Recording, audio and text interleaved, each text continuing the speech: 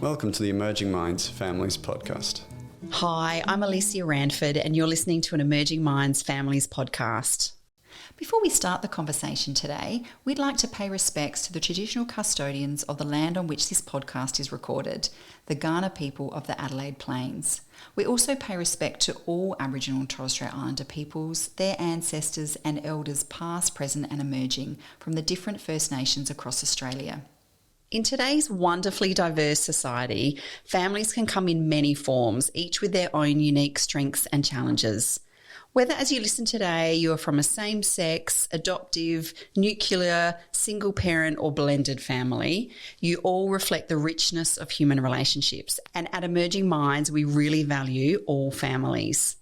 In today's conversation, we're going to be talking about the unique connection of single-parent families and the strength and resilience and the distinctive experiences and challenges that they can face as they navigate daily life.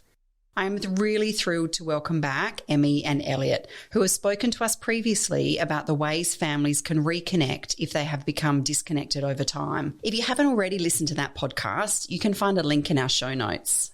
Hi, Emi and Elliot. It's great to have you both with us today. Hi. Hey, thank you for having us. Emi, you and Elliot have experience as a single-parent family. Could you tell us a bit about this and that time in your life? Yeah, I was a single parent, I think, for more time than being parented. So my first two children, I was a single parent and neither of their dads were involved in our lives from the very start. So they'd only ever known the family as a single parent family. And then I met my ex-partner and had two more children. And then that relationship ended and I was a single parent again. So, yeah. Elliot, you were obviously very young during this time. What are your memories of this experience? Literally nothing but good things. So when it was just me and my younger brother, it's about 4 years between us. I loved it. It was just Mumza, me, my little brother, and like these two cats and sometimes a dog that we had. And I don't know, it was just the entire time I didn't feel like I needed a father or a dad. I knew that Mumza was very open from the beginning. I knew that I had a dad and that he just wasn't in my life. Like, you know, they didn't have to go into it. I also knew that my little brother had a different dad to me who also wasn't in our life. And it was just a fact. Like for a 6-year-old, it was just a fact. And it was one of the most amazing childhood memories from when it was just us three. And it was like when Mumza started dating my stepdad, who like I call dad now, I actually hated it in the beginning. I hated his guts. I felt like a 6-year-old. Like I didn't want things to change. I loved it that it was just us three. And and I had so many beautiful childhood memories because of that. And it sounds like you really normalised this as this is what your family was like. Oh, definitely. I always felt really strongly. And back then there was very much a kind of social cultural understanding that if you were a single parent, you weren't a complete family. And there were very negative ideas around single parenting. And if I had have followed what was the social messaging, it would be that my children were going to grow up and become juvenile delinquents because I was a single parent and they needed a man in their lives. And I did not go with that at all. And so I was very adamant that just because we're a single parent family, it made no difference. And it didn't mean that we were lacking anything. And it didn't mean that I was lesser. And I did get caught up in the idea that the kids needed a male father figure, but not that much. And I did try to maintain this idea that I was able to provide everything that they needed. But that was hard. That was a pretty dominant messaging around at the time. But nonetheless, I really presented our family as a complete unit. And also I never, even though Elliot and my other son had different fathers, I never ever used the term step or half sibling or anything like that. Yeah. And in my mind, there was never any difference between we were just a complete family. Yeah. And from the get-go, like growing up, I never saw our family as less than others. I almost saw it as like better because Mumza was way more present than other families and they were always with us. Like it was always just us three. And so we were like this really strong family unit. And yeah, I knew that my brother was technically my step sibling. I knew that he wasn't my full brother, but I never ever saw him as anything but. Like, it wasn't until I grew up and I started kind of seeing things on like mainstream media, other kids, that I realized that not everyone actually sees that. People see half siblings as less than full siblings. And I have never, ever, ever seen any of my younger siblings as anything but my siblings. Brother and sister could never be any other way. Yeah, like my little sister and my little brother do share the same father. I don't think of them as any less or any more my siblings. It will always be us four. We're all siblings, 3 brothers, 1 sister. It's always been like that. It's just like, it's never been half or anything. It's a lovely message that family is family. Absolutely. Yeah. And a sole parent family is just as much a family as a 2-parent family. And I know from speaking with you before, Emi, that you did face challenges as a single parent family. Can you tell us a little bit about those? Yeah, I guess there was the challenging, well, there was quite a few, but to start with, one would be around time. So definitely everything, you really had to be organised with your time because you were doing everything by yourself. I didn't have, for a lot of the time, any assistance, and the assistance I had was very unassisting. So I didn't have things like babysitters or so on. So if I got sick, really couldn't do much. I just, had to be sick with the kids. It's very hard to go out and do things. I was studying art at the time and there was always lots of art openings. So I just took the kids with me, but some things I just couldn't go to. And there was a money aspect. So we definitely were a lot poorer, I guess, financially because of the money. And then I guess there was also just that ongoing messaging around single parenting that was very hard to hold up against. And so when I met my ex, it was like this sense of relief that, finally we're going to be like a full family. Even though I knew that wasn't the case, I think that messaging kind of just impacts eventually. Elliot, when we spoke, you said a beautiful thing was that looking back, you never realised that you didn't have any money. Do you want to make a comment about that? So as an adult, I can look back and I realise that we were actually quite poor. But I don't know, as a child, that never ever struck me. It wasn't the fact that, it was almost like, it wasn't that we were poor, it was just other kids were really spoilt. So I never had this concept of we were poor or we were struggling for money because we all got to go on school camps. We always had a school uniform. Like, they were secondhand, but that was just because there was no point buying a school uniform when the secondhand ones are just as good. And that's something that I still keep with me, like, to this day. And the toys that we did get were sturdy, like they lasted us. And also we had each other. We didn't need to go buy things from the tuck shop because we had our own lunch. And it was just like, growing up, instead of seeing us as poor, it was, we have a better outlook on life than these other kids do. Like, these other kids are getting these big things for Christmas, and it's just like, wow, you don't need that. So it sounds like you really distilled some alternative values in your kids throughout this time. Yeah, very much. I guess I've always had strong values of social justice and equality, I suppose, and that's informed my parenting. And that means that I guess that kind of, that was probably something that helped me a lot with the difficult times of single parenting because I was able to frame it in almost like a political mindset. And I suppose that kind of externalizes it a little bit because it's not really about me then, it's about some external force. Because we didn't have a lot, the things that we did have, I have really had to put a lot of time into to make it, to make it last and make it worthwhile. So I cooked a lot of our own meals because we just couldn't afford to go out and eat, takeaway or dine out. So they couldn't go to the tuck shop, for instance. So I cooked all the meals. When I bought them something, I tried to buy something that was nice and good quality and would last, and it's usually secondhand. So I guess I became kind of thrifty, I suppose. I suppose I just put a lot of thought into what we did do, and we did stuff which didn't cost anything. So we would have a lot of times we would go out on the weekends, we'd try and go somewhere new.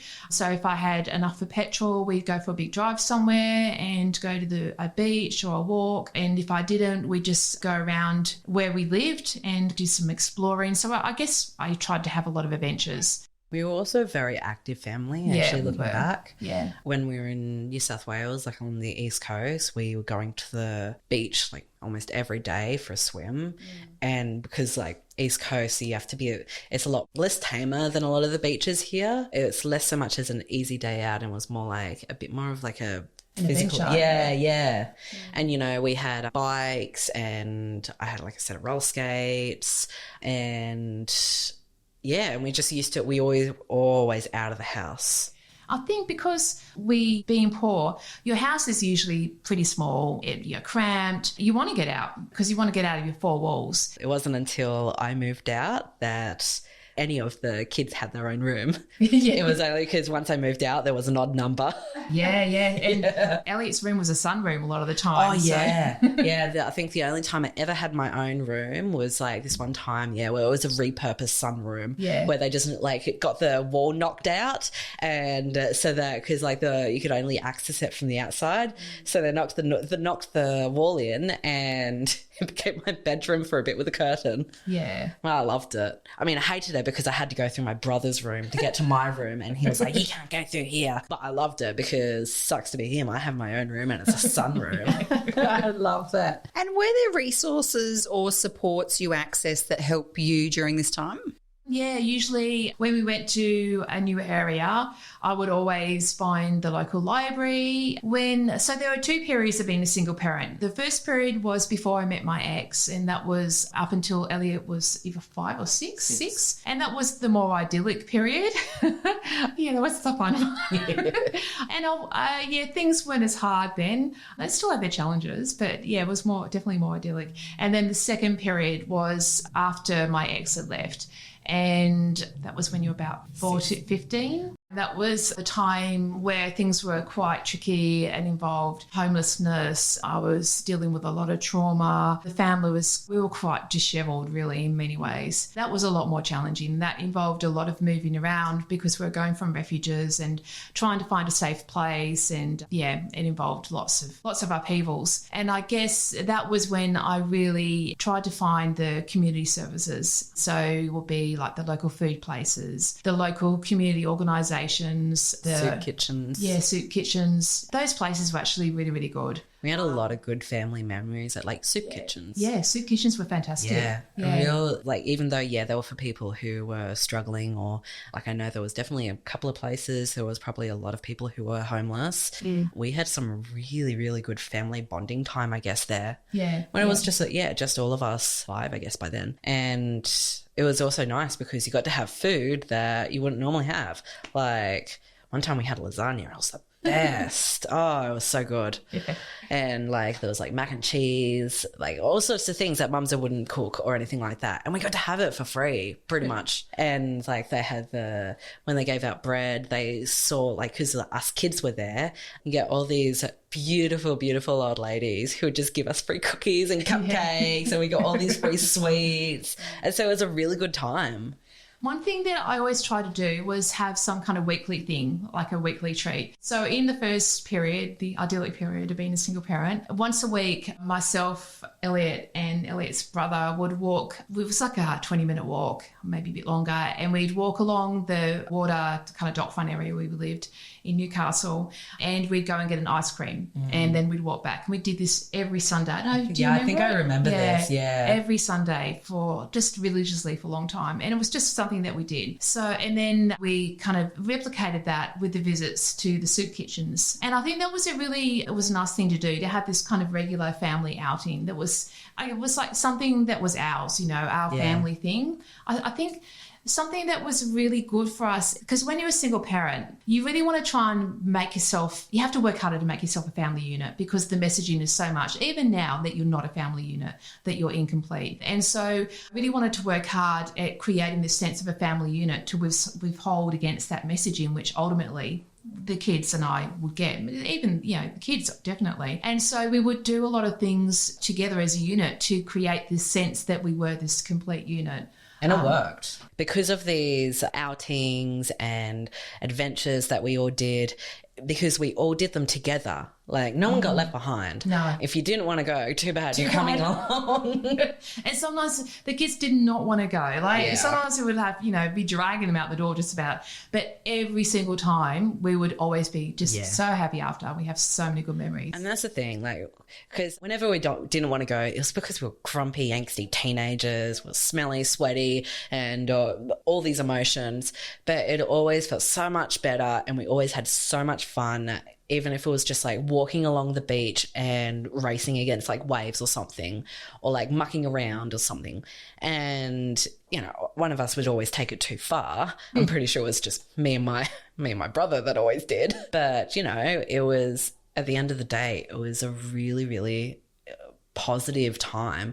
It's something that I still try to use and do with my own son. And you obviously just did a wonderful job at finding those family moments, hearing Elliot's reflections on that time. Yeah, I think we had some really nice ones. Yeah. And were there things you did to foster a sense of belonging and community during the non-idyllic time when you did feel more isolated? I think it was finding the local community activities and outings. So, in the days before we had, Facebook was a thing then, but it wasn't big. So you would go to your community notice board or look in the local paper and find, because I had to be free, because I literally never had to spend money to pay for anything. And most of these community-driven events were free. And so we would kind of try and go along to these, and there might be like an art event happening in the park, or there might be a kids' reptile event happening. So that kind of stuff. Arts and crafts in the library were fun. Yes, yeah, definitely library, the stuff that happens in the library. Things where we could go, and always mindful as well that they couldn't be too organised, because if life's a little bit difficult, usually kids are a little bit unruly. So you didn't want to go anywhere where, the kids had to be told what to do and behave and all that. So it had to be a little bit open-ended. Yeah, we were not good at that. We were monsters. I loved it. Well, just typical rambunctious children with some difficulty thrown in the mix. Yeah. Going to somewhere where they had to sit down and listen was not going to happen. But it sounds like there was lots of activities, Elliot, that you really valued. Yeah, the times where we were outside or running around, those were the best. Also, I guess because we did it all the time, but we always used to go for walks along the beach. And some of those did happen while Dad was like still with Mums, but he wasn't there. He was very absent. So it kind of almost was like it was just us and Mumza. Like for so long, it was just even though Dad was there in the sense that he was in the house or he was doing work, he was just he was never actually there as a parent. Well, at least not for me. But yeah, he was never actually there as a parent. And so it meant a lot of the things that we did with just Mumza. And so, yeah, walks along the beach where we'd kind of all go at different paces, but we'd all kind of get back together as a group and then kind of spread out and then kind of come back together again. Those were some of my favourite things. Yeah. Also hikes up really tall mountains. We did a lot of hikes. A lot of hikes. We did beaches, rock climbing and hikes. Yeah. Yeah, they were our favourite things. Yeah. We did a lot of that. And we saw a lot of really beautiful places. Yeah. Because of our financial situation, we were pushed out and out of the cities because who could afford to live in the cities? We never could. And we just got further and further out. But what that meant was we had access to this incredible environment around us. Yeah. Nature has always been so incredibly important for our family, and it's always been incredibly important for me. And so we did a lot of stuff. We just used to go to these places where no one else was. It was just us. The kids could run off and do whatever. And we were really adventurous. I mean, looking back, the kids did some pretty full-on stuff. Rock skipping, climbing up vertical hills. And Emi, looking back, what did you learn about yourself during this time and your strength as a single parent? Well, I guess I never thought I was going to be a parent, and I never thought I could be or wanted to be. I just thought it was completely out of my range of life things. So I guess I learnt that I can be a parent and actually have a fair bit of maternal instinct in me. Maybe not the most traditional one, but it's there. Maybe I'm non-binary, so maybe I literally am a bit of mum and dad. So I guess that is one thing I learned. But I learned that I could be a complete parent for the kids. And I learned that I had to do a lot of educating myself to be a parent. Because I literally had been given no parenting skills from my own childhood, and in fact, I mentioned this before, I parented in negative. So the only parenting skills that I brought to my family was what not to do. So I had to learn what to do. Some of it comes naturally and logically, but I did do a lot of reading and I did some courses just to skill myself in how to be a parent, and that's ongoing. And were there rewarding aspects of being a single parent that you perhaps didn't anticipate? Yeah, definitely. Just how close we are. I've been able to compare it to being in a relationship, even though the relationship wasn't healthy. If I could maybe take out the unhealthiness, the very fact that it's complicated parenting with another person. But I guess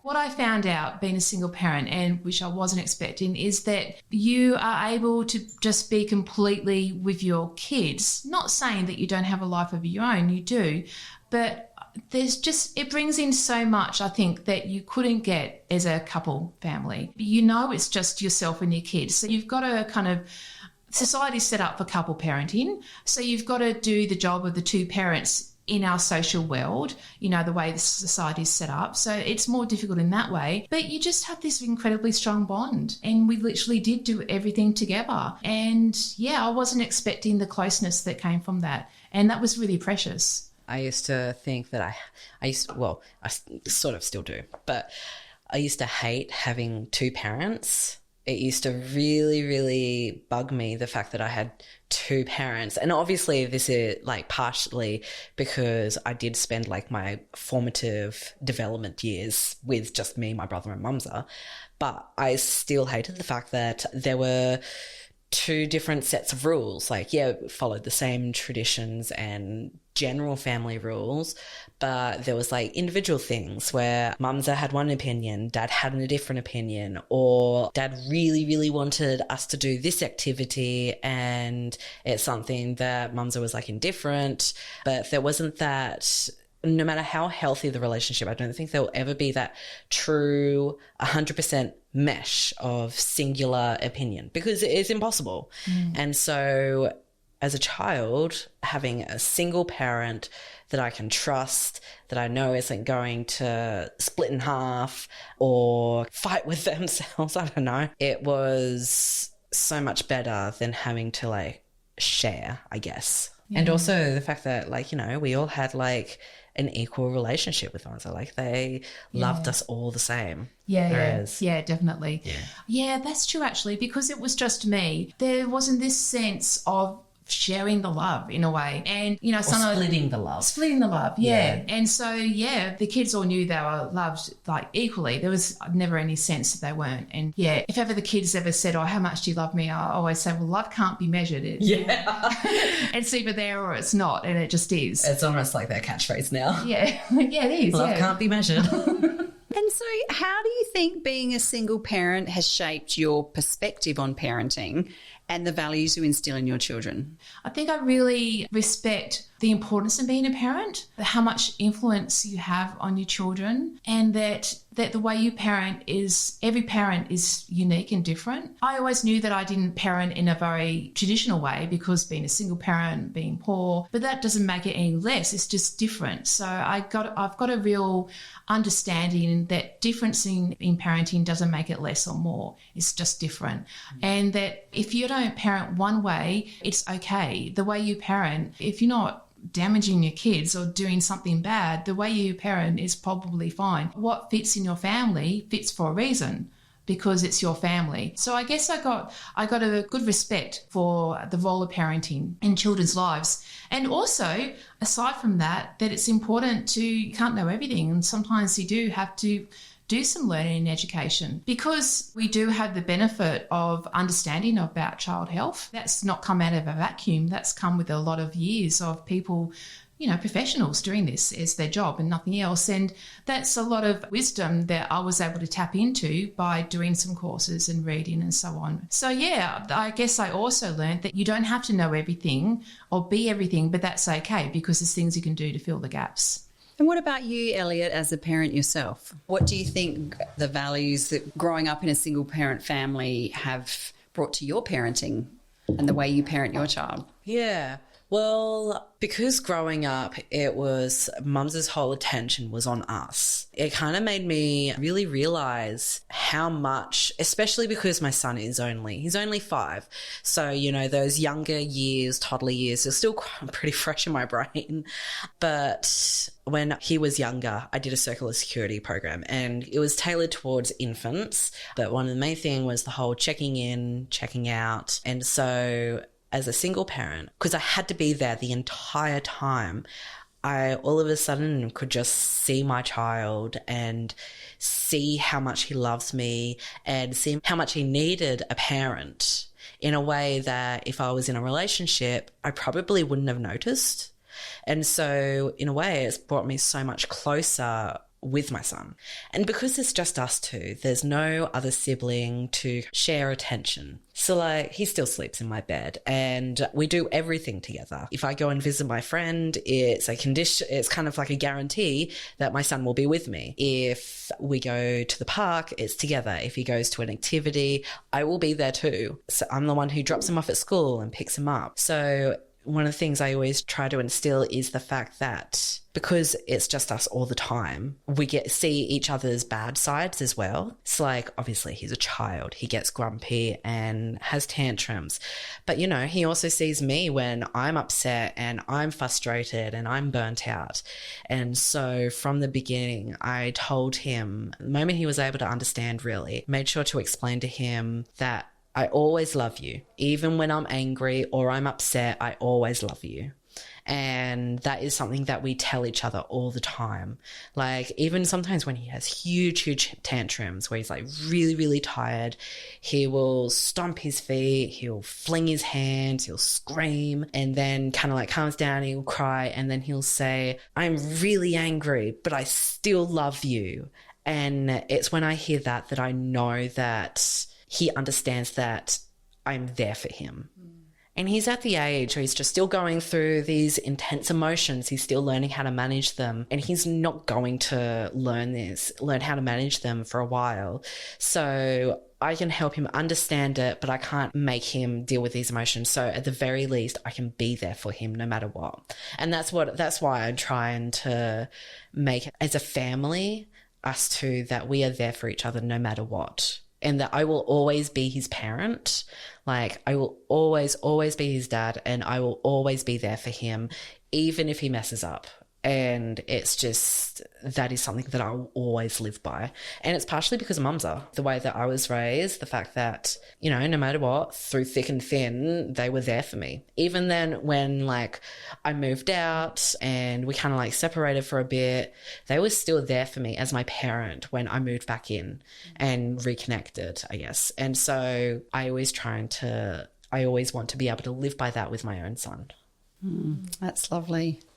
And what would your message be to other single parents who may be feeling overwhelmed or isolated that are listening to this conversation? Yeah, look, it's not always easy, but that's, you know, it is what it is. So I think just allow yourself to have the bad days, the days when you're tired. You're not going to be perfect. It's hard, but you're going to have the times when you just have so much joy. This is a unique thing, being a single parent. It's looked down on in so many ways, but it should be looked up. I mean, you know, single parents do an incredible job. It's a unique situation where it's just you and your kids, and that offers so many opportunities to be able to share what's important to you with your kids. So yeah, think about what it is you want to pass down to your children. What do you want to instill in them that's important? Because you can and you will. And yeah, make use of things like childcare. Yeah. It's there for a reason. If you can use it, use it. I didn't have a lot of family help, so childcare was really, really good. And just try and get out and make memories. And they're usually done outside somewhere if you can.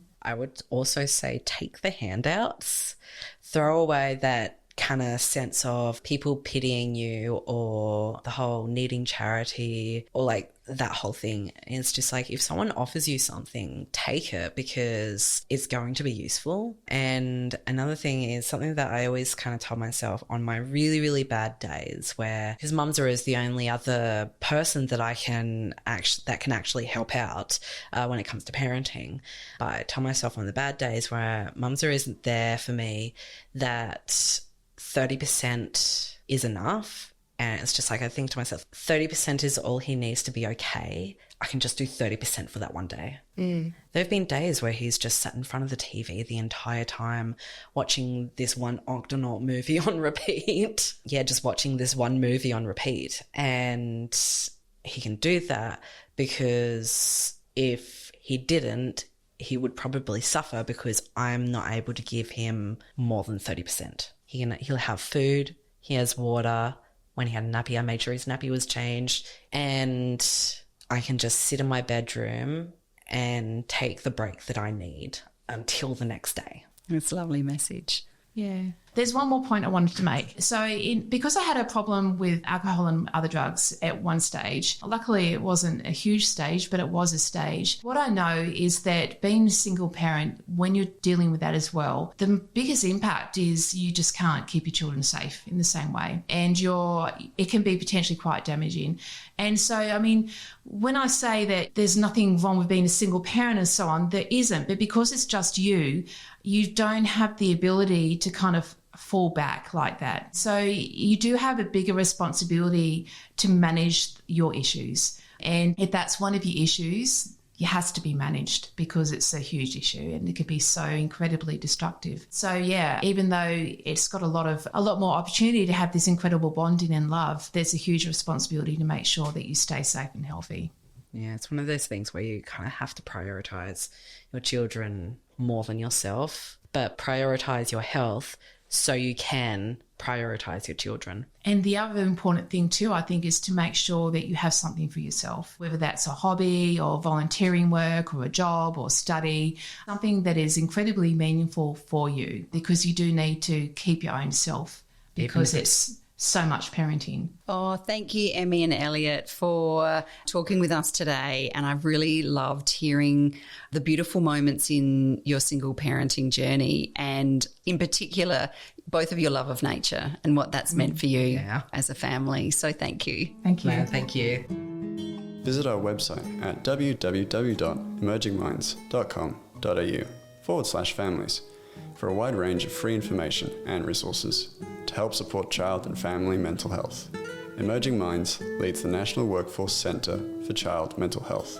The centre is funded by the Australian Government Department of Health under the National Support for Child and Youth Mental Health program.